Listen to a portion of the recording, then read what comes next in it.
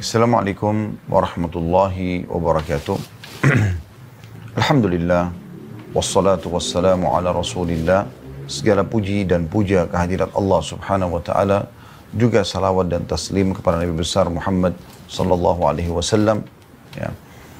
Teman-teman sekalian, pada kesempatan ini kita akan bicara tentang hikmah dari bencana dan ujian. Dan memang dua istilah ini butuh untuk dijelaskan. Karena dua-duanya merupakan fenomena yang bisa nampak dan dirasakan oleh setiap orang di antara kita. Hanya bagaimana kita meletakkan masing-masing dari dua istilah ini pada tempatnya, sehingga kita tahu bagaimana menghadapi bila memang sedang terjadi. Yang perlu digarisbawahi dulu, mungkin kurang lebih yang saya bisa kasih definisi gambaran tentang masalah bencana adalah sesuatu yang terjadi yang Allah subhanahu wa ta'ala timpahkan pada sekelompok orang karena dosa dan pembangkangan mereka terhadap hukum Allah dan dirasakan secara menyeluruh oleh seluruh masyarakat seperti tsunami, banjir, longsor, ya, dan hampir seluruh masyarakat wilayah di situ, apakah desa, apakah kota, apakah negara, merasakan. Nah, ini diistilahkan dengan bencana, makanya di bahasa kita kan bencana alam, ya. Nah, ini nanti kita akan jelaskan faktor-faktornya. Kemudian ada ujian dan cobaan. Kalau ini Allah subhanahu wa ta'ala menimpahkan secara individu kepada setiap orang, ya, untuk mengembalikan mereka ke jalan Allah di saat mereka lalai, seperti peringatan kepada orang-orang kafir, orang-orang fasik yang banyak melakukan kemaksiatan, ataupun orang beriman agar menambah derajat mereka. Nah, itu diistilahkan dengan ujian ataupun cobaan. Kita akan coba masuk kepada penjelasan lebih dalam tentang masalah dua tadi, kurang lebih gambaran definisi tadi itu, ya. Tentu ini definisi bukan definisi yang punya rujukan dari buku, ya. Saya hanya coba mengerucutkan sebuah gambaran definisi agar mudah difahami gitu. Dalil tentang bencana yang merata semua orang kena, Allah sebutkan di dalam Al-Quran. Di dalam surah Al-Anfal, surah nomor 8 ayat 25, yang bunyinya A'udzu billahi minasyaitonir rajim. Bismillahirrahmanirrahim, ya. Wattaqu fitnatan la tusibanna alladhina zalamu minkum khassah wa'lamu, ya, annallaha syadidul iqab. Yang artinya, hati-hatilah kalian. Bisa Anda buka di aplikasi Al-Quran di handphone Anda, surah Al-Anfal, surah nomor 8 ayat 25. Dan peliharalah diri kalian atau selamatkan diri kalian dari siksaan yang tidak khusus menimpa orang-orang zalim saja di antara kalian. Bencana kalau datang, orang-orang beriman di lokasi pun itu bisa kena gitu kan. Dan ketahuilah bahwa Allah amat keras siksaannya. Ini baru dalilnya. Kita akan jelaskan nanti faktor-faktor penyebabnya, ya, sehingga Anda bisa menyadari dan mengetahui, oh ternyata ini faktornya. Dan Anda kalau jauhi atau hindari faktor tersebut, secara otomatis juga Anda akan selamat dari hal yang menyebabkan atau datangnya bencana tadi. Sementara kalau cobaan dan ujian, dalilnya adalah surah Al-Baqarah, surah nomor 2 ayat 155. Dan ini saya sudah sampaikan tadi dan saya ingatkan kembali, kalau bencana, siksaan yang Allah timpahkan kepada sekelompok manusia disebabkan karena dosa atau pembangkangan mereka, dan itu menyeluruh, semuanya kena gitu. Sementara ujian dan cobaan adalah siksaan atau cobaan ataupun sesuatu yang berat bagi seseorang secara individu yang Allah timpahkan, bisa karena pembangkangan dan kemaksiatan mereka seperti orang kafir dan orang fasik, atau orang beriman untuk mengangkat derajat mereka. Nah, contohnya misalnya orang sakit, ya, orang keselio, diganggu oleh orang, gunjing, fitnah dan segala macam, ya. Baik, dalilnya surah Al-Baqarah, surah nomor 2 ayat 155. Tentu di sini maksud dalamnya kematian, ya, kekurangan harta, bangkrut, tertipu orang dan seterusnya gitu.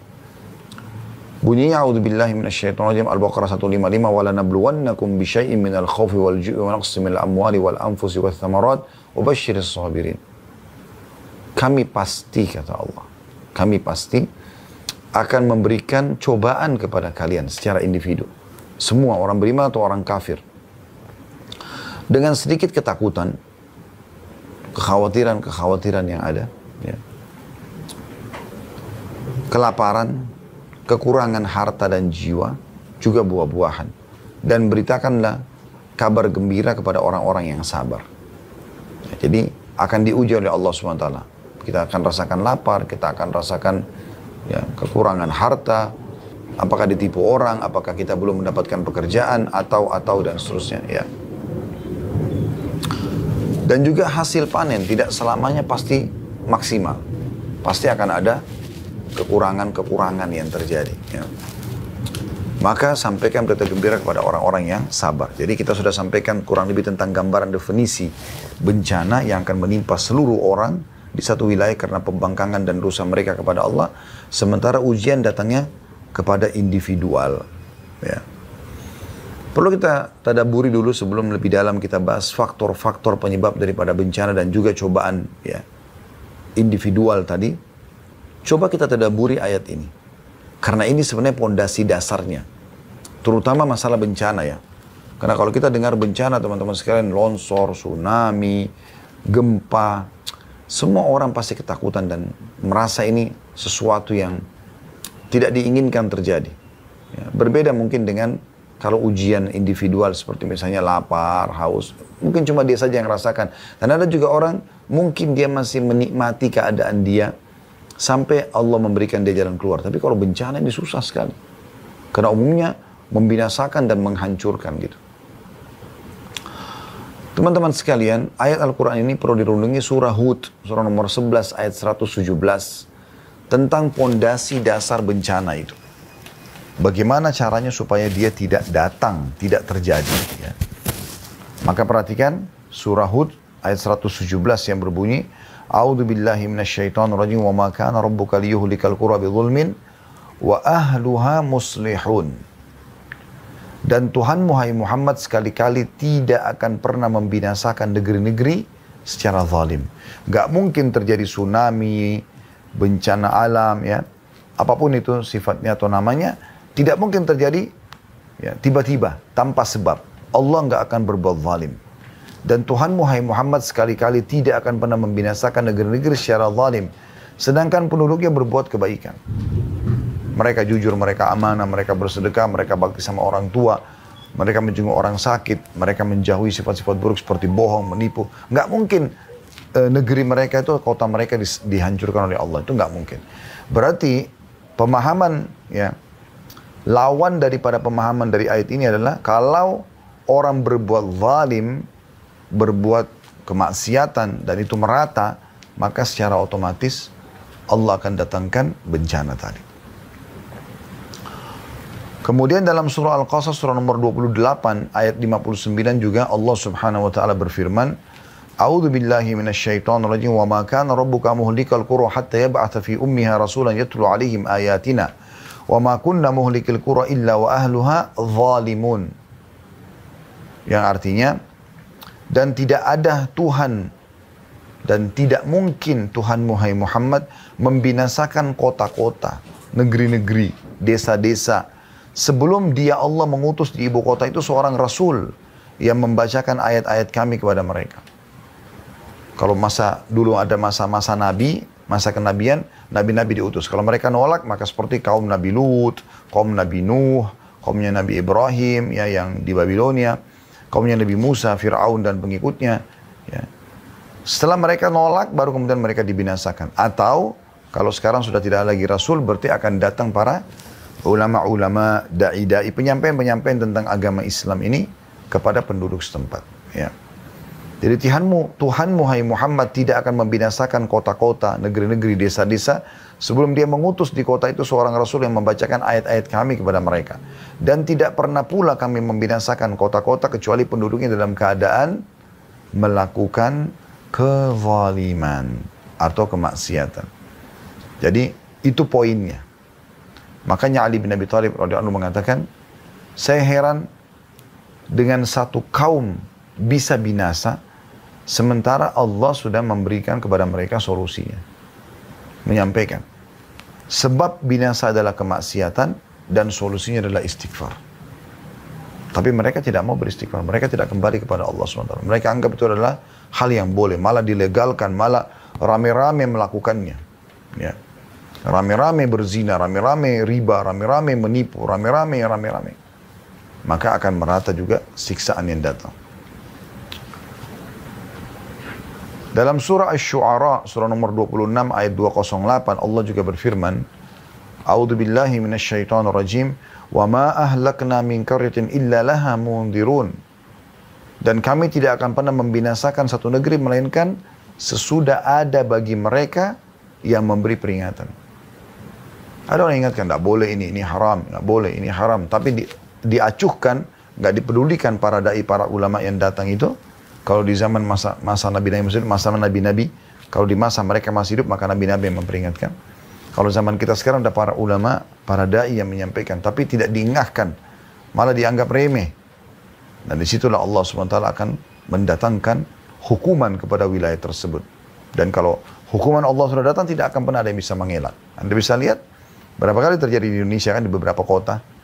Sampai depan mata mereka, mereka melihat rumah-rumah mereka hancur. Mereka melihat bagaimana tanah bergejolak. Bumi menelan semuanya. Bangunan-bangunan mereka, pohon-pohon mereka, ya, kendaraan mereka. Dan di YouTube masih banyak Anda bisa nonton masalah itu. Di depan mata fenomenanya ada. Dan itu fakta jelas lapangan tentang makna ayat-ayat yang sudah kita bacakan. Begitu juga dalam surah Al-Hijr, surah nomor 15 ayat 4. A'udzu billahi minasyaitonir rajim. Wa ma ahlakna min qaryatin illa walaha kitabun ma'lum. Dan kami tidak akan pernah membinasakan satu negeri melainkan ada baginya ketentuan masa yang telah ditetapkan. Artinya tidak langsung tiba-tiba mereka buat dosa langsung dihancurkan. Tapi Allah berikan peringatan. Dari mulai peringatan yang paling ringan sampai peringatan yang paling besar. Ya. Saya kasih contoh kalau orang mau mencuri misalnya. Maka sebelum dia melakukan atau berzina atau apa saja, pasti yang ada pertama peringatan Allah adalah rasa khawatir dia. Rasa khawatir dia. Dia khawatir, dia takut nanti kalau ketahuan, nanti kalau begini dan begitu. Ya. Setelah itu kalau dia tetap lakukan, maka Allah akan buat yang lebih besar. Dia dilihat oleh orang dalam melakukan perbuatan tersebut. Supaya dia berhenti. Tapi kalau tetap dia lakukan, Allah datangkan hal yang lebih besar. Digerebek oleh polisi, oleh aparat. Kemudian dipermalukan di medsos. Tetap dia lakukan, tidak kembali kepada Allah. Allah buat dia pada saat berzina, rubuh bangunan tersebut. Dan meninggal dalam kondisi memalukan dan memilukan. Seperti itu terus menerus. Ya. Dan ini tidak mungkin berubah. Ini peraturan sistem Allah buatkan.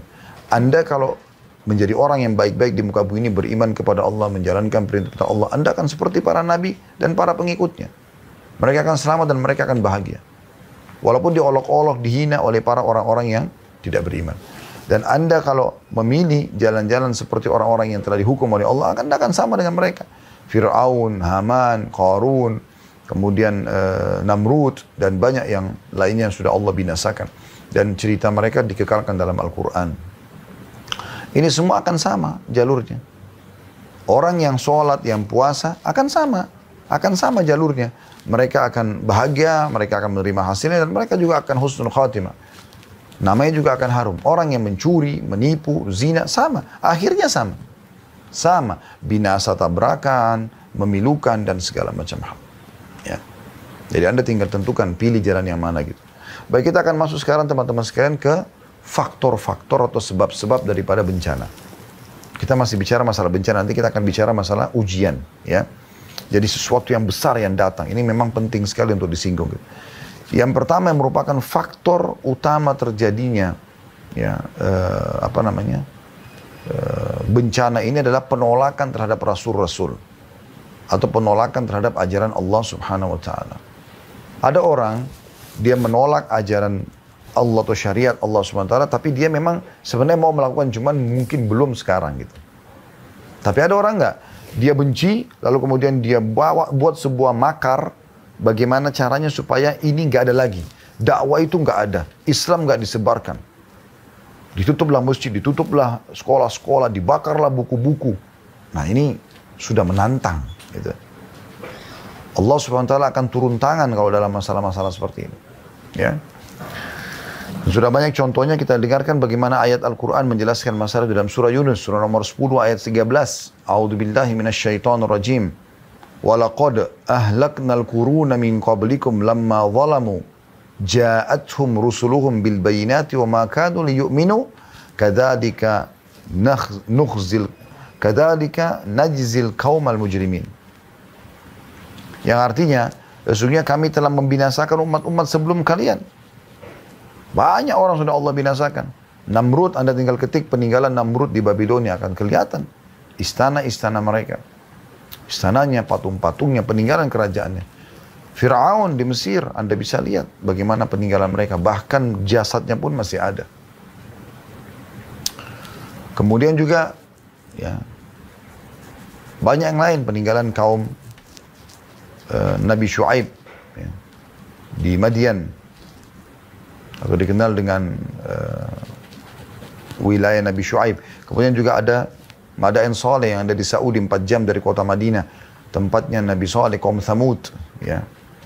Bagaimana kaum Lut ada di Laut Mati di Jordan, antara Jordan dan Palestina.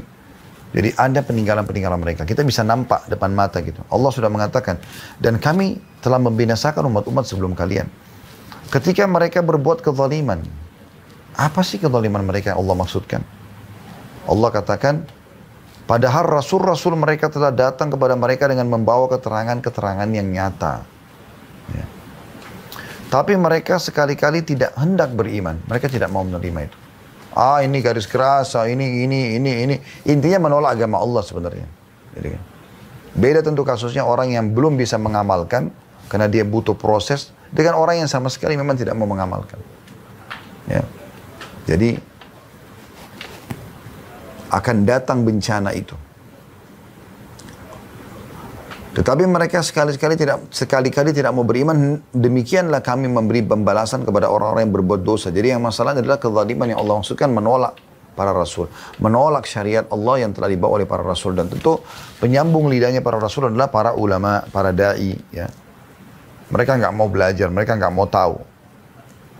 Mau makanan, mau minuman, mau pergaulan, mau pendapatan halal atau haram, nggak penting bagi dia. Yang penting, dia mendapatkan apa yang dia inginkan, hawa nafsunya.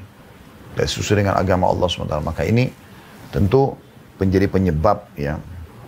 Demikian pula dalam surah Al-Anfal, surah nomor 8 ayat 54 tentang Fir'aun. A'udzubillahi minasyaitonirrajim. Al-Anfal 54. Kadabi ali fir'auna walladzina min qablihim kadzabu biayati rabbihim fa ahlaknahum bidhunubihim wa aghraqna ala fir'auna wa kullun kanu zalimin. Keadaan mereka, orang-orang yang telah Allah binasakan, siapapun itu, termasuk yang di zaman-zaman kita sekarang, kalau masih ada orang yang Allah binasakan, serupa dengan keadaan Fir'aun dan pengikut-pengikutnya. Sama. Tadi sudah saya bilang, kalau dia melakukan kemaksiatan akan sama dengan nasibnya orang-orang yang maksiat sebelum kita. Kalau dia beriman, maka dia akan sama dengan orang-orang yang beriman sebelumnya. Keadaan mereka, orang-orang yang Allah binasakan, serupa dengan keadaan Fir'aun dan pengikut-pengikutnya, serta orang-orang yang sebelumnya juga Fir'aun, yang sudah Allah binasakan. Mereka mendustakan ayat-ayat Tuhannya. Maka kami membinasakan mereka disebabkan dosa-dosanya, dan kami tenggelamkan Fir'aun dan pengikut-pengikutnya, dan kesemuanya adalah orang-orang zalim. Sama. Bangkang hukum Allah akan sama nasibnya. Bahkan ini bisa terjadi pada orang yang mengaku muslim pun. Ya. Karena dia menganggap, nggak masalah. Bukannya dia coba belajar supaya dia bisa menerapkan syariat Allah, nggak nolak. Apalagi kalau tidak masuk di otak dia. Ya susah. Kalau kita jadikan syariat Allah SWT tolak ukur adalah otak seseorang di antara kita, lalu otak siapa yang akan jadi tolak ukur untuk menghakimi Al-Quran dan Sunnah Nabi SAW? Itu nggak mungkin. Yang benar otak kita yang adaptasi, mempelajari, kemudian kita coba lunakkan dan konekkan antara otak kita dengan hati nurani, agar kita bisa mengamalkan puasa, mengamalkan sholat malam, ya, menerima bagaimana malaikat maut datang mencabut ajal, ada kehidupan di alam barzah, ada surga neraka, baru bisa. Kalau enggak bakal bisa. Kalau pakai otak nggak mungkin. Itulah sebabnya muncul orang-orang yang menolak semua ini, ya, dengan otak-otak mereka yang tidak masuk akal ini, ya. Itu juga dalam surah Muhammad, surah nomor 47 ayat 13. Allah subhanahu wa ta'ala berfirman, A'udhu billahi minasyaitonir rajim, wa ka'ayyim min qaryatin hiya ashaddu quwwatan min qaryatika allati akhrajatka ahlaknahum fala nasira lahum. Waktu Nabi Muhammad SAW diusir-usir, disiksa di Mekah, ya, saya dibuat terganggu dalam dakwah beliau, padahal beliau menyampaikan kebenaran tentang hukum Allah SWT. Maka Allah mengatakan, betapa banyak hai Muhammad, negeri yang penduduknya lebih kuat daripada penduduk negerimu. Maksudnya Mekah, penduduk negeri yang telah mengusirmu itu. Kami telah membinasakan mereka karena penolakan mereka pada Rasul.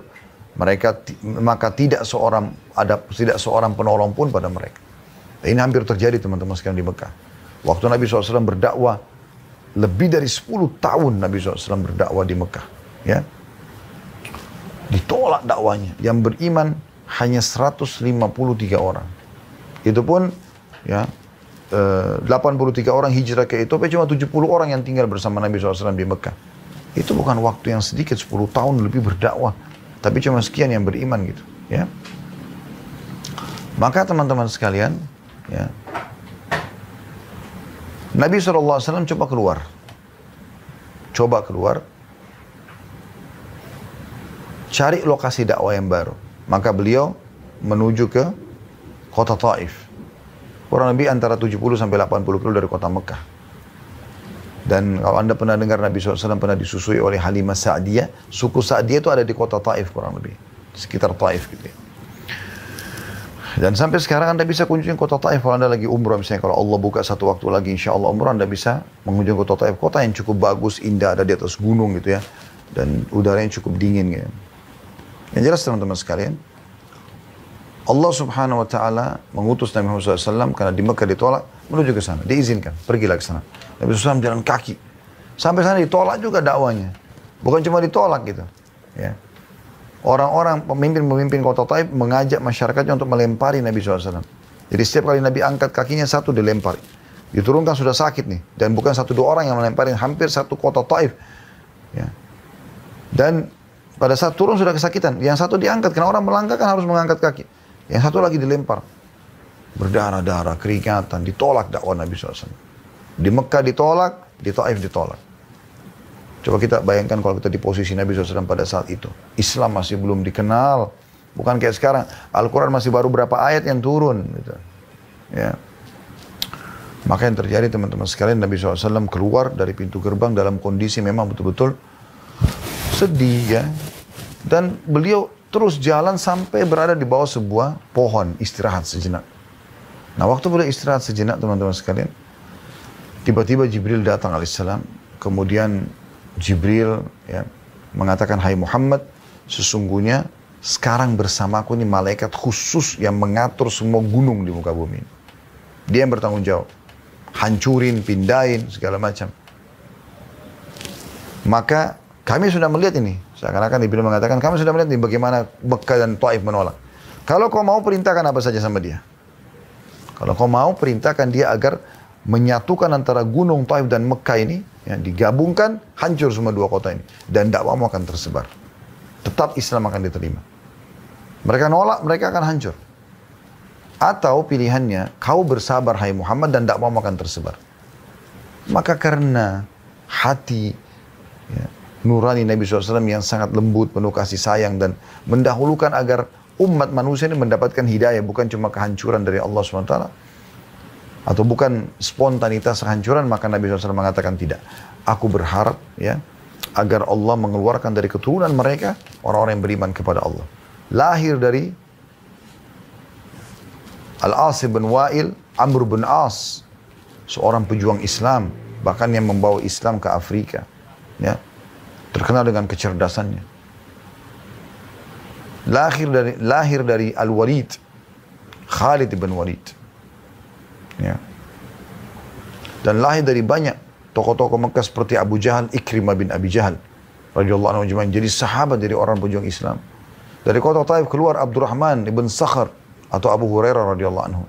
Seorang muhaddits atau penyampai hadis Nabi SAW yang paling banyak, perawi laki-laki yang paling banyak meriwayatkan hadis. Abu Hurairah itu dari kota Taif, dari suku Daus radhiyallahu anhu ajma'in. Jadi Allah akhirnya kabulkan apa yang Nabi SAW lakukan. Jadi Allah belum menghancurkan justru karena Nabi SAW memang masih mohon kepada Allah SWT. Demikian pula selanjutnya dalam surah Asy-Syu'ara, surah nomor 26 ayat 139, Allah berfirman, A'udzu billahi minasyaitonir rajim, fakadzdzabuhu fa ahlaknahum, ya. Inna fi dzalika laayatan wa ma kana aktsaruhum mu'minin. Maka mereka mendustakan Hud, kaumnya Nabi Hud, ya, kaum Ma'ad. Lalu kami binasakan mereka. Sesungguhnya pada demikian itu benar-benar terdapat tanda-tanda kekuasaan Allah, tapi kebanyakan mereka tidak beriman. Jadi perlu kita melihat, mengenang kisah umat-umat sebelum kita, karena mereka jelas Allah binasakan. Ya, yang paling jelas tadi kisah Fir'aun itu, yang sampai sekarang bisa dilihat muminya di Mesir. Yang kedua teman-teman, sebab setelah penolakan terhadap Rasul adalah meratanya dosa besar. Dan ini yang umum sekarang terjadi di muka bumi ya. Allah menyebutkan dalam surah Al-An'am, surah nomor 6 ayat 6, A'udzu billahi minasyaitonir rajim. Alam yarau kam ahlakna min qablihim min qarnin makkannahum fil ardi ma lam numakkin lakum wa arsalna as-samaa'a 'alaihim midraran wa ja'alna al-anhara tajri min tahtihim fa ahlaknahum bidhunubihim. Fa ahlaknahum bidhunubihim wa ansha'na min ba'dihim qarnan akharin. Apakah mereka tidak memperhatikan berapa banyak generasi yang telah kami binasakan sebelum mereka? Banyak. Namrud, Fir'aun tadi ya. Kaumnya Nabi Lut, kaumnya Nabi Shu'aib, kaumnya Nabi Saleh. Padahal generasi itu telah kami teguhkan kedudukan mereka di muka bumi. Mereka punya rumah, mereka punya bisnis, mereka punya militer ya. Yaitu keteguhan yang belum pernah kami berikan kepadamu, pada kita sekarang. Dan kami curahkan hujan yang lebat atas mereka, dan kami jadikan sungai-sungai mengalir di bawah mereka. Mereka bisa hidup, sungai-sungai ada, bisa melimpah ambil hasilnya dari sungai tersebut, ya. Ikan dan segala macam itu. Dan juga hujan lebat sehingga tumbuh-tumbuhan mereka jadi subur. Kemudian kami binasakan mereka karena dosa mereka sendiri. Dan kami ciptakan sudah mereka generasi yang lain. Ini karena dosa-dosa besar. Ya, makanya kaum Lut Allah binasakan karena homoseksual mereka lakukan. Allahul Musta'an, Allah tempat kita meminta pertolongan di zaman kita sekarang, subhanallah, ya. Malah hampir semua yang menjadi penyebab kaum sebelum kita Allah binasakan ada pada kita. Kaum Nabi Lut homoseksual. Sekarang malah lebih berkembang LGBT. Bukan cuma homoseksual, sama lesbiannya sekalian, transgendernya sekalian. Jadi aneh gitu. Ya, kalau Allah mau binasakan itu luar biasa. Sudah banyak faktor-faktor. Kaum Nabi Lut dulu cuma satu itu saja. Cuma homoseksual saja. Di beberapa wilayah di muka bumi ini, bahkan ada pernikahan sah sesama jenis. Nah, ini aneh. Tapi itu terjadi. Kecurangan di sebagian kaum sebelum kita, kaumnya Nabi Shu'aib dalam timbangan mereka, bisnis mereka. Curang, menipu. Allah binasakan. Sekarang berapa banyak penipuan yang terjadi. Dan kecurangan. Ya. Dan begitu banyak sebab-sebab yang Allah binasakan mereka itu semuanya ada. Nah, kita harus hati-hati. Ya. Jangan dianggap remeh masalah ini. Dalam surah Isra, surah nomor 17, ayat 17, Allah berfirman, A'udzubillahi minasyaitonirrajim, wa kam ahlakna minal quruni min ba'di Nuh, wa kafa bi rabbika bi dhunubi ibadi khabiran basira. Berapa banyak, kata Allah, kaum sesudah Nuh telah kami binasakan, dan cukuplah Tuhanmu maha mengetahui lagi maha melihat dosa hamba-hambanya. Dalam ayat lain Allah menjelaskan, termasuk dosa besar ini kezaliman ya. Kalau tadi kan di dosa yang penyebab pertama itu kan kena penolakan terhadap Rasul secara umum. Ini juga dosa sebenarnya. Tapi kita bicarain dosa-dosa besar. Kalau itu kan penolakan terhadap Rasul itu kekufuran udah. Allah juga berfirman dalam surah Al-Hajj nomor 22 ayat 45 tentang masalah salah satu dosa besar itu kezaliman. Pemimpin yang zalim, masyarakatnya yang zalim satu sama yang lain. Dalam surah Al-Hajj nomor 22 ayat 45, A'udzubillahi minasyaitonirrajim, faka'i min qaryatin ahlaknaha wa hiya zalimatun fahiya khawiyatun ala urushiha. Fahiya khawiyatun ala urushiha wa bi'rin mu'attalatin wa qasrin masyid. Berapa banyak kota dan negeri yang telah kami binasakan, yang penduduknya dalam keadaan zalim. Zalim artinya tidak memberikan hak orang lain atau mengambil hak orang lain. Maka tembok-tembok kota atau negeri itu rubuh menutupi atap-atap rumah mereka. Dan berapa banyak sumur yang telah ditinggalkan dan istana-istana yang tinggi. Baik teman-teman, sekarang kita akan kembali ke faktor yang keempat. Yaitu tidak menyeru kepada yang ma'ruf dan tidak melarang dari yang mungkar. Ini termasuk hal yang sangat berbahaya. Dan ini sering kali kita lihat di depan mata kita. Ya. Apa itu yang ma'ruf? Ma'ruf itu sesuatu yang Allah perintahkan, dan apa yang mungkar, apa yang Allah larang. Jadi yang ma'ruf semua yang Allah perintahkan, dan yang mungkar semua yang Allah larang. Kalau itu ma'ruf ini, kita bicara ma'ruf dulu. Kalau yang ma'ruf ini, yang Allah perintahkan, wajib, tidak boleh kita toleransi. Harus kita saling mengingatkan satu sama yang lain. Kalau sunnah, masih bisa ada pilihan. Kayak misalnya sholat 5 waktu wajib. Puasa Ramadan wajib. Ini harus kita saling mengingatkan satu sama yang lain. Kalau sholat sunnah, puasa sunnah, ini nggak masalah. Artinya kita boleh ingatkan, boleh tidak gitu. Nah, itu ma'ruf. Kalau yang mungkar juga dilihat. Kalau sesuatu yang haram, maka wajib kita pungkiri. Nggak boleh kita biarkan. Ya, bukan masalah itu hak dia pribadi, bukan. Nanti akan kita jelaskan ya. Karena ada efek juga kepada kita. Ingat, waktu kita bacakan ayat Al-Quran tadi ya, yang surah Al-Anfal ayat 25. Allah mengatakan hati-hati dari musibah, siksaan yang datang, yang tidak menimpa orang-orang zalim saja di antara kalian. Dia berbuat tapi kita juga kena efeknya gitu. Ya. Satu komplek perumahan, ada 1-2 rumah yang buat masalah di situ, kemaksiatan kepada Allah, dan dibiarkan, maka nanti bisa merata. Terjadi konslet listrik, terjadi pencurian dan merata, ada pembunuhan dan segala macam, itu bisa terjadi. Karena dibiarkan. Ya, seperti itu maksudnya. Kalau haram harus kita pungkiri. Kalau makruh kita masih punya, bisa kita diam. Gak ada masalah, karena itu masih pilihan. Ya. Jadi ini poin yang perlu digarisbawahi. Baik, kita akan lihat bagaimana Allah subhanahu wa ta'ala menjelaskan tentang pentingnya amar ma'ruf dan nahi munkar. Ini kalau mau dibahas panjang sekali tentunya. Tapi kita lihat dalam surah ya, Al-Ma'idah, surah nomor 5 ayat 78 sampai 79, kisah tentang Bani Israel. Bagaimana mereka tidak amar ma'ruf, tidak nahi munkar. Allah SWT berfirman, A'udzubillahi minasyaitonirrajim, Lu'inal ladhina kafaru min bani Israel ala lisani Dawud wa Isa ibn Maryam, dzalika bima asaw wa kanu ya'tadun, kanu la yatanahawna an munkarin fa'alu labi'sa ma kanu yaf'alun.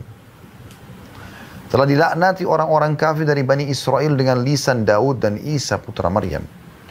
Yang demikian itu disebabkan mereka durhaka dan selalu melampaui batas. Ya. Kenapa? Kenapa mereka dilaknat? Kenapa Allah patok mereka sebagai orang yang melampaui batas? Karena itu berarti dihukum ya. Kenapa? Apa yang Bani Israel lakukan? Allah mengatakan, itu ayat 78. Ayat 79-nya Allah jelaskan. Mereka satu sama yang lain tidak melarang tindakan mungkar yang mereka perbuat, sesungguhnya amat buruklah apa yang telah mereka perbuat itu. Jadi orang berzina, orang riba, orang mencuri, orang menipu, orang gunjing, orang bodoh dengan agama, bicara tentang agama, menghina agama, didiamkan. Itu sebabnya dulu Allah binasakan. Dalam sebuah hadis Bukhari, baginda Nabi SAW jelaskan, perumpamaan kalian dengan orang-orang yang berbuat mungkar, kita dengan orang yang berbuat kemungkaran ini. Ya. Kalau kita coba beriman, coba menerapkan hukum Allah SWT, lalu perbedaan kita dengan orang-orang yang berbuat dosa nih, maksiat di depan mata kita. Kata Nabi SAW, seperti ibarat orang yang berada di atas satu kapal, bersama-sama semuanya. Nah, mereka yang melakukan kemaksiatan berada di dak kapal, sementara kalian berada di atas kapal. Ya. Setiap kali mereka mau ngambil air, mereka selalu saja melewati atas. Mereka selalu lewatin atas. Nah, satu waktu mereka berbicara, kata Nabi SAW, daripada kita selalu setiap kali mau ambil air lewat atas, ketemu sama orang-orang saleh itu, lebih baik kita bolongin aja kapal. Jadi nggak repot. Bolong, ada air masuk yang kita ambil. Apa kata Nabi SAW? Kalau kalian biarkan mereka membolongi kapal itu, maka kalian akan tenggelam semuanya. Maksudnya, kalau kalian biarkan mereka dengan kezaliman mereka, dengan kemaksiatan mereka, dan kalian diam aja, maka secara otomatis kalian akan binasa semua. Kapal akan tenggelam dan kalian pun akan tenggelam. Dalam hadis yang sahih, hadis sahih yang lain, kata Nabi SAW, kalian harus menyuruh kepada kebaikan. Nah, ma'ruf tadi, kalau dia wajib serukan, sampaikan, sholat 5 waktu, puasa Ramadan, zakat, haji, kita ingatkan kewajiban-kewajiban tersebut. Sunnah boleh, tapi bukan seperti tingkat yang wajib ini. Dan kalian harus mencegah kemungkaran, harus cegah orang berbuat dosa yang haram. Yang makruh masih ada pilihan, tapi yang haram tidak bisa kita diamkan. Perzinahan, kemaksiatan umumnya nggak boleh dibiarkan. Makanya kalau Anda lihat di Indonesia, setiap ada orang buat satu kesalahan, apalagi sudah di medsos, maka akan beramai-ramai para dai-dai nyampaikan, itu nggak boleh, itu begini, itu begitu. Ya. Atau mungkin ada di sebagian di antara kaum muslimin, anak-anak muda kita yang Masya Allah semangat dalam agama, mereka mencari cuplikan-cuplikan ceramah para ustadz atau da'i, kemudian dipertemukan untuk menasihatin orang yang berbuat dosa ini. Kan begitu. Nggak boleh dibiarkan. Karena berbahaya ini. Kata Nabi SAW, kalian harus menyuruh pada kebaikan dan melarang untuk mencegah kemungkaran. Melarang pelaku kezaliman hingga kalian mencegahnya secara paksa. Paksa dengan kata harus terus dikejar. Apakah dengan lisan, ya, kalau Anda punya power, maka dengan power gitu. Misalnya power itu kayak orang tua sama anaknya lagi mabuk-mabukan, ditarik botol minuman kerasnya, diberhentikan dari narkotikanya, dihukum gitu. Ya, diberhentikan fasilitas, dalam arti kata mobil, segala macam, uang bulanan nggak boleh. Atau pimpinan perusahaan, dia kasih surat peringatan atau diberhentikan pegawai yang memang tidak mau tahu masalah kemungkaran seperti itu. Karena kalau tidak, semua perusahaan bisa kena. Semua yang ada di dalam rumah itu bisa kena efek daripada dosa tadi satu orang yang melakukan itu. Kalian mencegahnya secara paksa dan menariknya kepada kebaikan secara paksa. Atau akan muncul perselisihan dalam hati kalian hingga orang terbaik dari kalian pun berdoa tapi tidak lagi diterima doanya. Bayangkan. Orang paling soleh di wilayah itu kalau lagi berdoa tetap Allah tidak kabulkan karena dosa yang merata tadi. Karena banyaknya kesalahan yang dilakukan itu. Nah ini bahaya sekali. Bersyukurlah teman-teman kalau di wilayah Anda, di kota Anda masih ada dai-dai yang mau mengingatkan. Bahkan kadang-kadang suara mereka lantang mengingatkan. Karena mereka tahu masalah ini. Kalau saya biarkan, nanti akhirnya saya juga kena nih sama mereka gitu. Dalam sebuah riwayat yang sahih yang lain, kata Nabi SAW, kalian semua harus mencegah kemungkaran atau Allah akan timpakan secara umum bencana pada kalian semua. Ya. Nah, itu yang Allah tekankan dalam surah Al-Anfal tadi. Surah nomor 8 ayat 25. A'udzu billahi minasyaitonir rajim wattaqu fitnatan la tusibanna alladhina zalamu minkum khassa wa'lamu anna Allah syadidul iqab. Hati-hati kalian, pelihara diri kalian dari siksaan yang tidak menimpa orang-orang zalim secara khusus saja di antara kalian, bukan cuma berbuat dosa. Semua akan kena, yang diam-diamnya juga kena gitu. Dan ketahuilah bahwasanya kalau datang siksaan tersebut amat berat. Kalau siksaan Allah datang berat. Setelah longsor datang, banjir datang berat. Rumah yang selama ini Anda bangun, Anda setengah mati untuk mendapatkannya, kendaraan rusak semua, hancur. Berapa kali saya lihat cuplikan di Indonesia, subhanallah. Sayang betul kalau penduduk negeri itu tidak ambil pelajaran. Lumpur, longsor, masuk ke kota mereka, ke desa mereka. Hancur semuanya. Depan mata mereka, keluarga mereka meninggal. Ada yang lagi jalan, ada yang lagi duduk, meninggal. Dan jadi kaku kena. Ya, lumpur-lumpur tersebut. Banjir-banjir yang membawa, menghancurkan rumah-rumah mereka. Menghancurkan ya kendaraan-kendaraan mewah mereka. Mereka beli dengan berusaha untuk mendapatkan uang, nggak bisa membelinya. Tapi juga tidak diambil pelajaran, subhanallah. Setelah keadaan kondusif lagi, kembali lagi maksiat. La haula wa la quwata illa billah. Bukannya diambil pelajaran gitu. Dalam hadis Bukhari yang lain, hadis sahih kata Nabi SAW, Allah mengutus Jibril untuk menghancurkan satu negeri. Di satu keadaan, tapi tidak disebutkan negerinya di mana. Jibril disuruh datang untuk menghancurkan negeri itu oleh Allah SWT. Lalu Jibril menemukan salah satu penduduk negeri itu orang soleh. Ada satu orang soleh itu, ahli ibadah. Maka dia melapor kepada Allah mengatakan, ya Allah, kata Nabi SAW, ya Allah, sungguhnya di negeri itu terdapat hambamu fulan, orang soleh. Maka Allah mengatakan atau berfirman, mulailah siksa dari dia. Loh kok bisa? Orang yang soleh, dia yang dimulai disiksaan. Karena dia tidak pernah menyuruh pada kebaikan dan tidak pernah mencegah kemungkaran. Mau masuk surga sendiri. Ini hadis sahih. Hati-hati. Anda jangan sholat sendiri. Kalau ke masjid, aja orang yang sekitar jalan. Ayo pak, sholat pak, sudah waktunya. Mulai dari rumah tangga, suami ingatkan istri, istri ingatkan suami, orang tua ingatkan anak, anak ingatkan orang tua, majikan ingatkan pembantunya, supirnya, ingatkan. Begitu juga dengan orang di perusahaan, atasan ingatkan bawahan, bawahan ingatkan atasan, saling mengingatkan satu sama yang lain staff. Ya. Lingkup masyarakat juga begitu. Se-RT, se-RW, satu kecamatan, satu kelurahan, satu kecamatan, lingkup lebih besar, satu desa, satu kota, dan seterusnya. Saling mengingatkan. Kalau tidak, maka akan jadi masalah. Dalam hadis Muslim, hadis yang sahih, pernah Ummu Salamah radhiyallahu anha bertanya, istri Nabi SAW radhiyallahu anha, dia mengatakan, aku bertanya kepada Nabi SAW, apakah kami akan ditimpa siksaan sementara di antara kami terdapat orang-orang saleh? Kata Nabi SAW, iya, bila pelanggaran agama telah merajalela. Nggak ada lagi yang luruskan. Udah, biarin aja terserah. Kita coba ambil pelajaran dari kisah negeri, penduduk negeri Ila. Penduduk negeri Ila ini teman-teman sekalian, wilayah ini sekarang masuk ke Palestina. Ya. Kota namanya Ila. Dulu, di zaman dulu ada sekelompok Bani Israel tinggal di sana di zaman Nabi Musa AS. Mereka ini teman-teman, kebiasaan mereka adalah nelayan. Pekerjaan mereka nelayan. Waktu itu syariat Nabi Musa AS, karena hari Sabtu adalah hari raya mereka, tidak boleh mereka memancing. Ada larangan begitu di syariat itu. Maka sebagian masyarakat negeri Ila terbagi menjadi 3 bagian. Yang pertama, ya, yang pertama dari 3 ini, teman-teman sekalian, yang pertama adalah mengakalin larangan itu. Mereka nggak mancing hari Sabtu, tapi mereka pasang jala malam Sabtu, hari Jumat malam.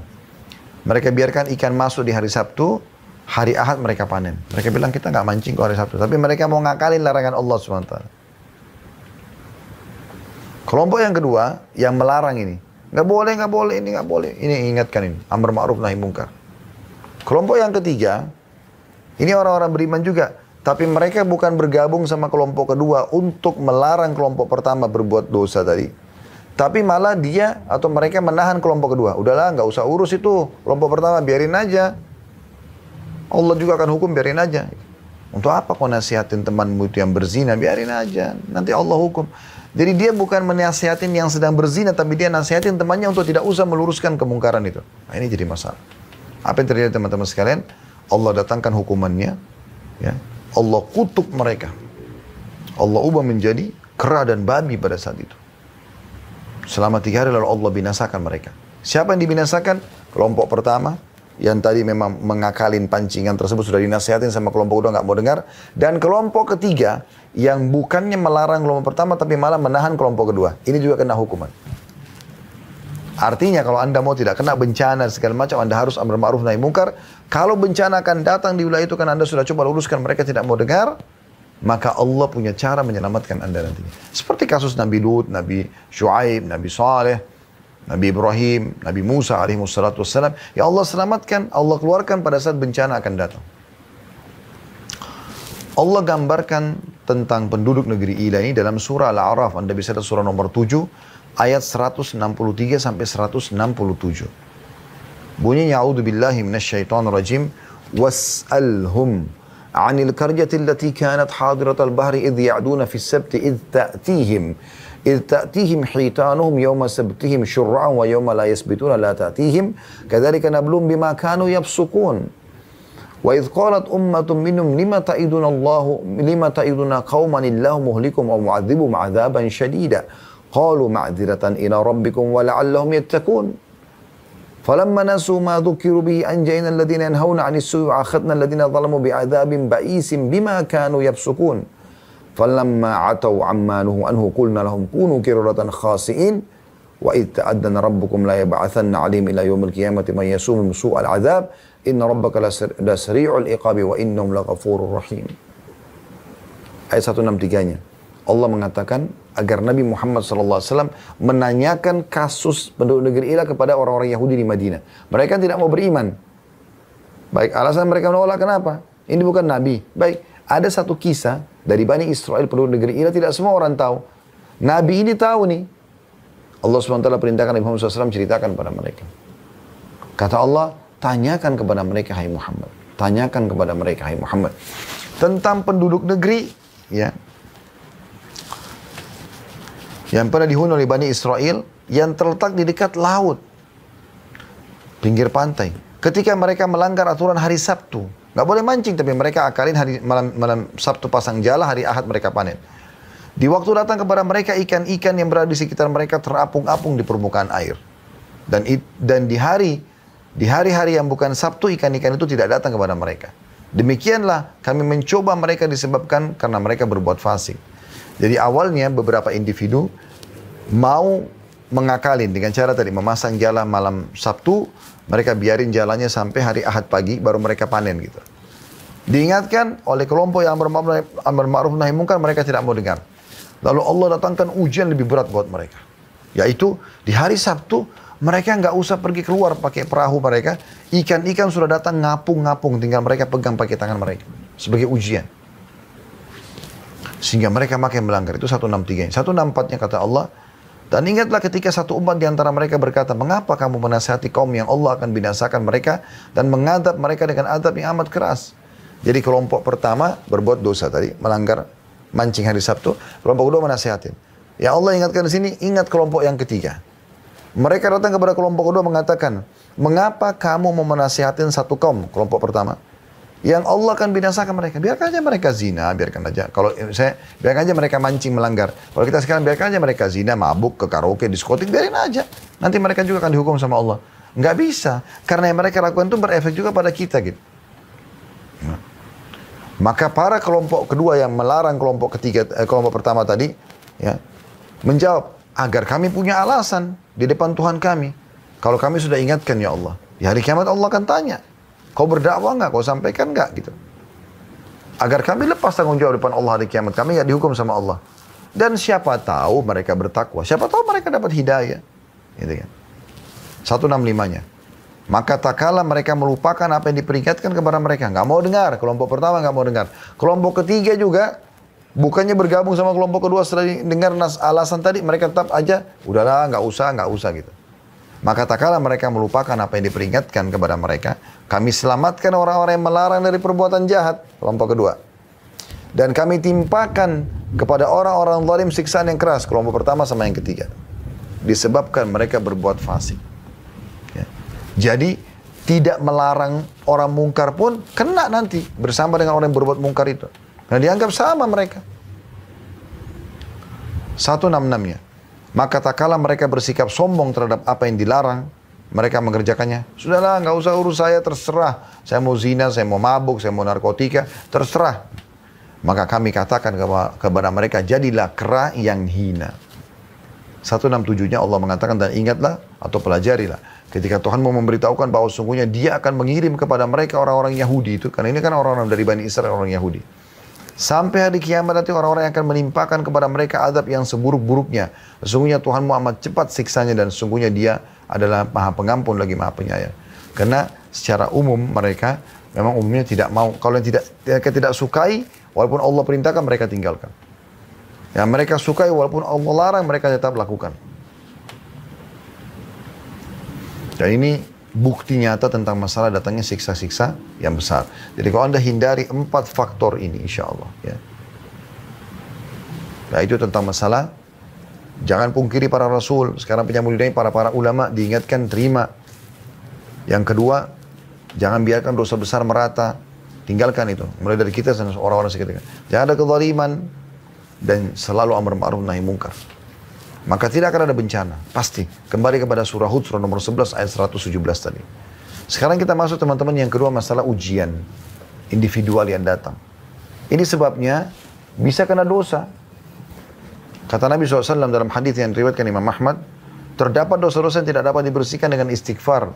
Dan Allah SWT akan mencoba hamba tersebut dengan penyakit untuk membersihkan dosa-dosanya. Karena dosa-dosa yang dilakukan banyak, maka Allah uji dia. Ya.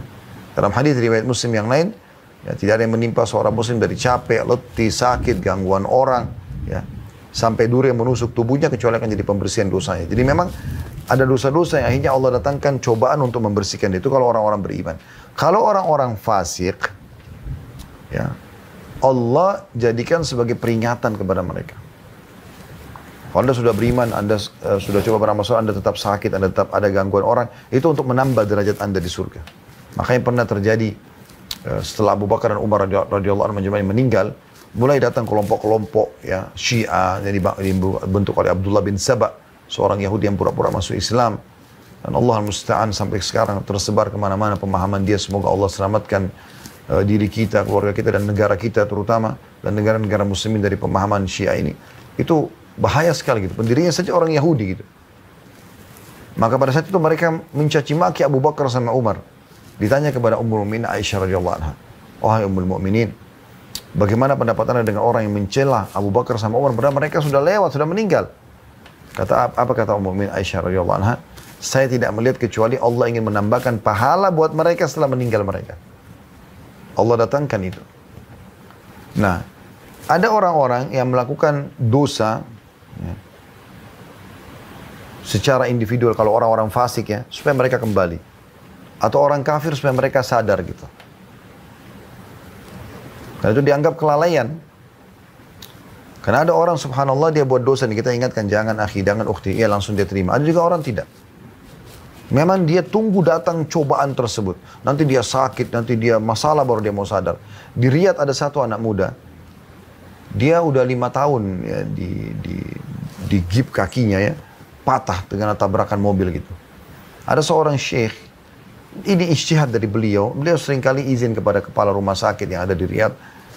Beliau pindah-pindah, masuk ke kamar, nasihatin orang, sampaikan hadis tentang sabar, supaya kembali kepada Allah segala macam. Dia pindah kamar sebelah, walaupun tidak dikenal gitu. Sampai ke kamar anak muda ini. Waktu sampai di kamar anak muda, langsung dia mulai dia nasihati, dia mengatakan sabarlah wahai anak muda segala macam. Tapi apa yang terjadi teman-teman sekarang? Si anak muda ini tiba-tiba mengatakan, "Wahai syekh, saya malah bersyukur kepada Allah atas ujian yang datang ini." Kata syekh, "Kenapa?" Dia bilang, "Karena dulu saya lalai. Saya dulu tidak sholat, lalai udah. Nggak kerjakan perintah agama Allah. Tapi dengan tabrakan ini, awalnya saya gelisah. Bahkan 1 tahun pertama itu saya nggak bisa terima kejadian ini. Tapi saya nggak bisa buat apa-apa. Mau apa lagi? Dokter pun nggak bisa buat apa-apa. Akhirnya membuat saya terpaksa menerima keadaan. Dan dengan itu, akhirnya saya mulai coba kembali kepada Allah. Saya sholat. Dan sekarang Anda perlu tahu, setelah 5 tahun saya dirawat di rumah sakit ini, saya sudah hafal 30 juz Al-Quran. Subhanallah, ada orang yang begitu. Cobaan datang, baru bisa membuat mereka sadar. Ada orang yang coba dengan nasihat sudah mau dengar. Mungkin dengan pengajian sekali begini, mereka sudah bisa sadar. Ada orang tidak. Nanti datang kejadian besar dalam hidupnya, cerai rumah tangganya, bangkrut usahanya, apalah segala macam, baru kemudian dia mau sadar.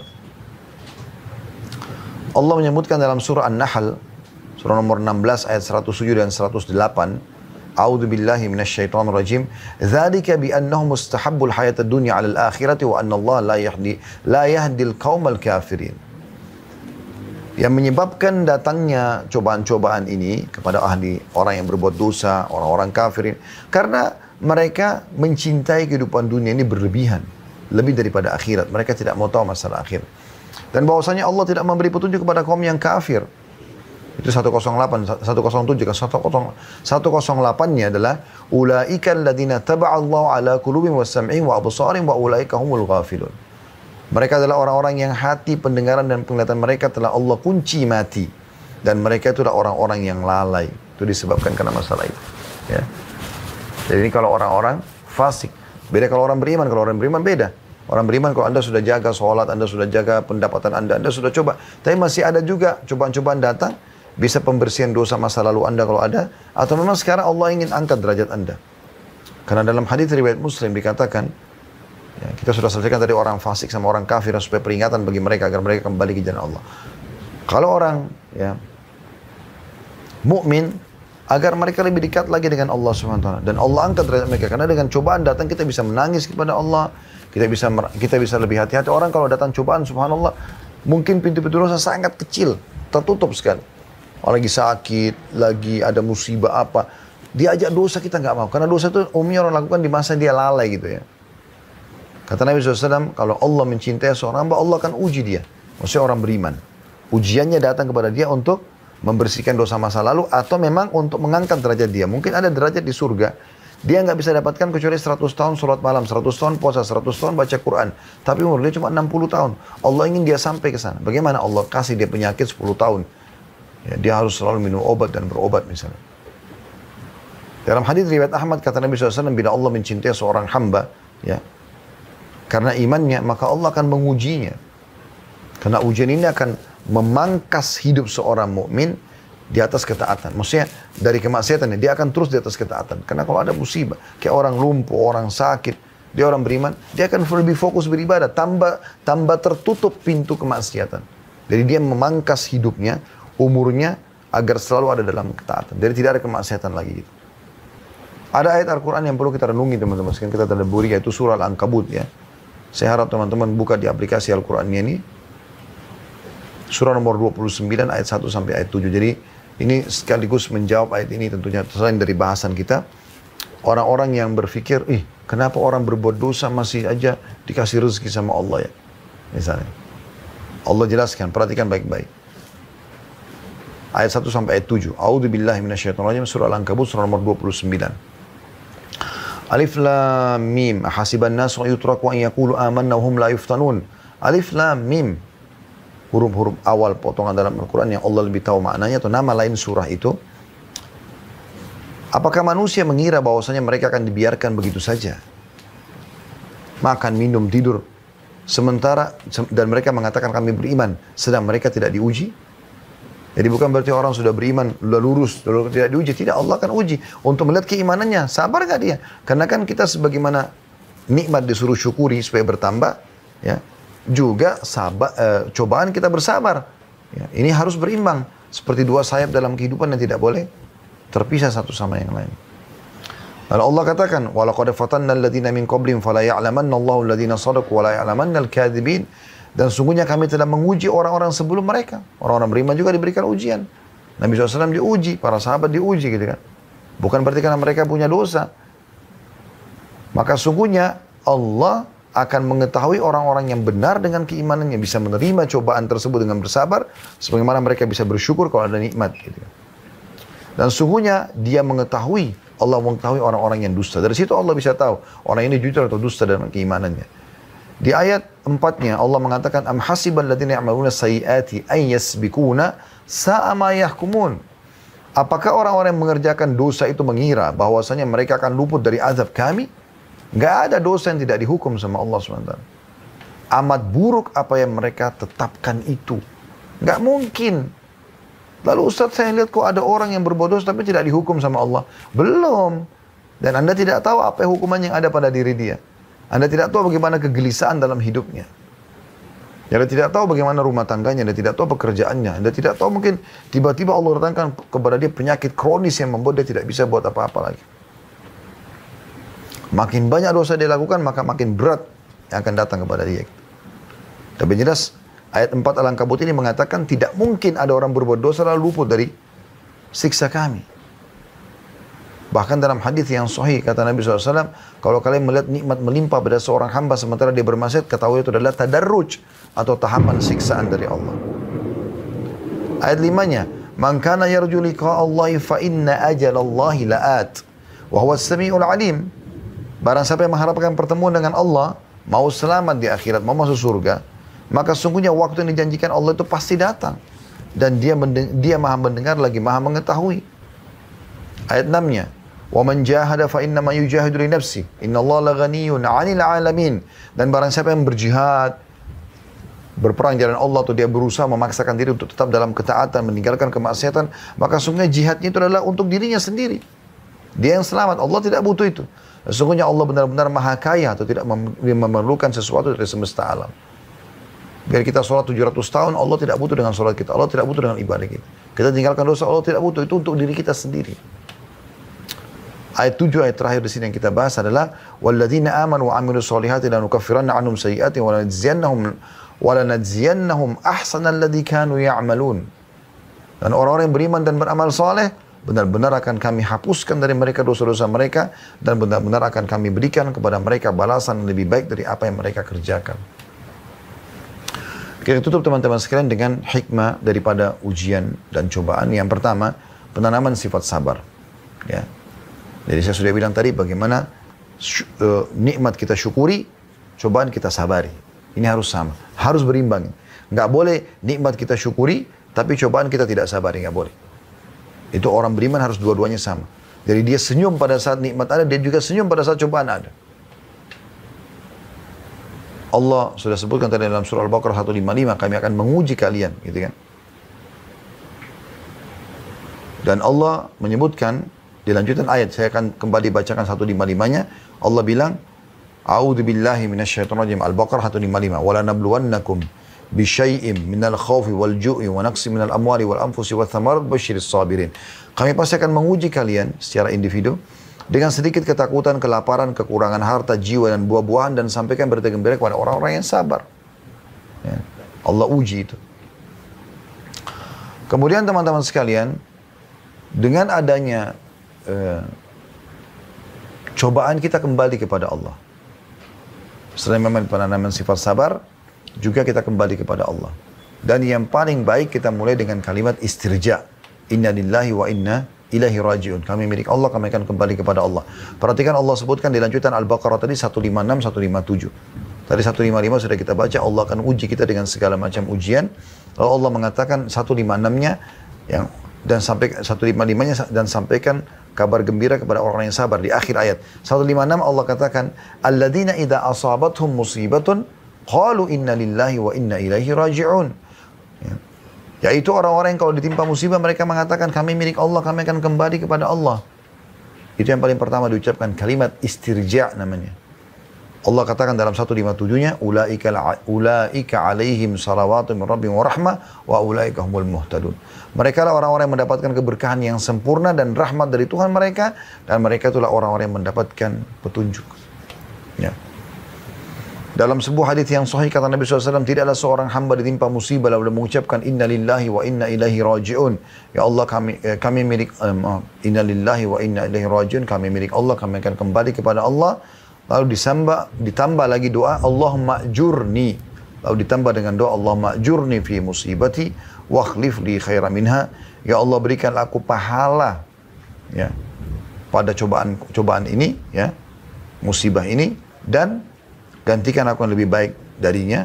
Kata Nabi SAW, maka Allah akan ganti masalahnya menjadi kesenangan. Jadi itu yang kedua. Jadi kita menerima takdir Allah Subhanahu wa Ta'ala. Yang ketiga, munculnya sifat solidaritas. Dengan adanya bencana yang terjadi, gempa segala macam, muncullah solidaritas. Jadi yang tidak kena maka membantu saudaranya, kesempatan mendapatkan pahala. Gitu kan? Dan kata Nabi SAW, khairun nas anfa'um lin nas. Sebaik-baik muslim ya, itu adalah yang paling bermanfaat bagi orang lain gitu. Ya. Dan kata Nabi SAW, barang siapa tidak peduli dengan perkara muslimin maka bukan dari golongan mereka. Gitu kan? Kemudian selanjutnya, yang keempat adalah iman akan takdiran hari kiamat. Dengan adanya musibah cobaan seperti ini, baik individual ataupun ya sifatnya bencana yang besar, maka ini mengingatkan kita tentang ada takdir, ada yang sesuatu yang Allah tentukan yang tidak bisa dibantah, dan juga ada hari kiamat yang akan kita dibangkitkan nanti. Sebagaimana kita lihat dahsyatnya bencana-bencana ini, juga kita akan bisa lihat bencana yang besar nanti. Ya, bagaimana manusia tidak sadar dengan ini, teman-teman? Sekarang kalau Anda di lokasi Jakarta, saya lihat di sekitar kantor kami, hujan lebat. Dan dari tadi, saya mau keluar, subhanallah, guntur yang besar. Tadi sambil saya jadikan bahan muhasabah, teman-teman sekalian. Kalau di wilayah Anda kebetulan yang ikut acara ini tidak hujan, mungkin satu waktu Anda bisa lihat, atau mungkin Anda pernah lihat, bagaimana hujan yang deras, suara guntur, petir. Bagaimana suara guntur yang begitu dahsyat, masih belum membuat orang sadar, kalau ada Sang Pencipta Allah yang bisa menghukum dia setiap saat. Dari mana suara ini? Dari mana petir? Dari mana hujan ini turun? Kalau tidak ada yang mengaturnya semua. Ini mengingatkan kita tentang takdir Allah, gitu kan? Dan juga menyadarkan kepada kita tentang adanya hari kiamat, ya. Adanya hari kiamat.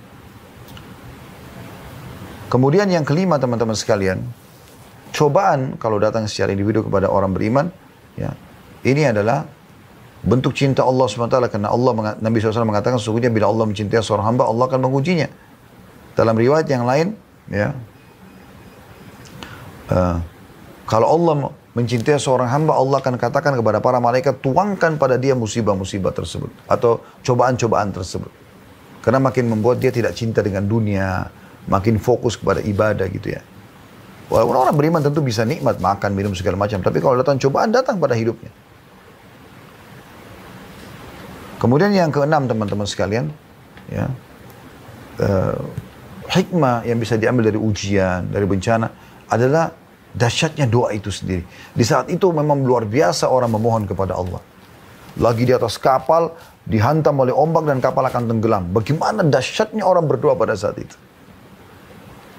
Sebab Ikrimah bin Abi Jahal radhiyallahu anhu, Ikrimah anaknya Abu Jahal Fir'aunnya umat ini, meninggal dalam keadaan kufur, tapi anaknya Ikrimah masuk Islam gara-gara apa? Dia mau melarikan diri dari Nabi SAW pada saat pembebasan kota Mekah. Dia pergi ke Jeddah lalu naik kapal menuju ke Eropa, ke Ethiopia, ke Afrika. Di tengah lautan dengan hikmah Allah dihantam ombak, kapal tersebut akan tenggelam. Banyak orang-orang yang di atas kapal itu semua penyembah berhala. Dia kenal bawa berhala mereka. Mereka mohon-mohon tolong bantu, tolong bantu. Makin keras ombak, makin kuat angin. Terguling mereka dan banyak patung-patung mereka yang mereka pegang itu jatuh pecah. Ikrimah lalu berpikir, mana kekuatan Tuhan-Tuhan yang mereka anggap selama ini. Maka dengan itu akhirnya dengan akal sehatnya dia akhirnya kembali kepada Allah SWT. Dia berdoa kepada Allah dengan tulus agar Allah selamatkan, kemudian dia kembali ke Makkah lalu dia beriman kepada Nabi Muhammad SAW. Di saat itu luar biasa doa. Itu hikmah juga, gitu kan? Mungkin kalau Anda lagi sakit, Anda berdoa kan beda. Dengan kalau Anda lagi tidak sakit, Anda lagi ada musibah, bangkrut usaha, Anda berdoa beda. Doanya di situ tuh luar biasa, lebih khusyuk gitu. Ya. Cuma memang yang perlu kita ketahui juga teman-teman sekalian, ujian-ujian yang Allah berikan ini pasti penuh dengan kasih sayang Allah. Apalagi kalau Anda orang beriman. Bahkan orang kafir pun termasuk bentuk kasih sayang Allah. Karena dengan cobaan tersebut mereka jadi bisa sadar, mereka lebih hati-hati. Apalagi bagi orang beriman gitu. Ya. Karena pernah Nabi SAW melihat ada seorang ibu lagi menyusui anaknya. Kemudian kata Nabi SAW, kalau seandainya ya, kita bakar api dan kita suruh ibu ini untuk membakar anaknya, apakah dia mau? Kata para sahabat tentu tidak mau ya Rasulullah. Kata Nabi SAW, ketahuilah Allah lebih sayang kepada kalian daripada ibu itu kepada anaknya. Jadi Allah sebenarnya memberikan ujian itu sebenarnya bukan karena benci. Tapi Allah mau hambanya kembali kepadanya. Yang terakhir teman-teman sekalian, mutiara yang bisa kita ambil ya. Dari ya, tadi yang keenam masalah doa. Yang ketujuh terakhir adalah mentadaburi firman Allah Subhanahu wa taala ya. Dalam surah As-Sajdah, surah nomor 32 ayat 21, agar ya kita menyadari dan kita kembali kepada Allah. Ya. Saya tidak ingat tadi, mohon maaf kalau memang poin ini sudah masuk. Kalau sudah masuk, berarti dari ini masuk ke poin yang sebelumnya, hikmah sebelumnya. Karena ini baru saya tambahkan tadi. Tapi ayat ini sempat ya terlintas di benak tadi sebelum isi materi ini.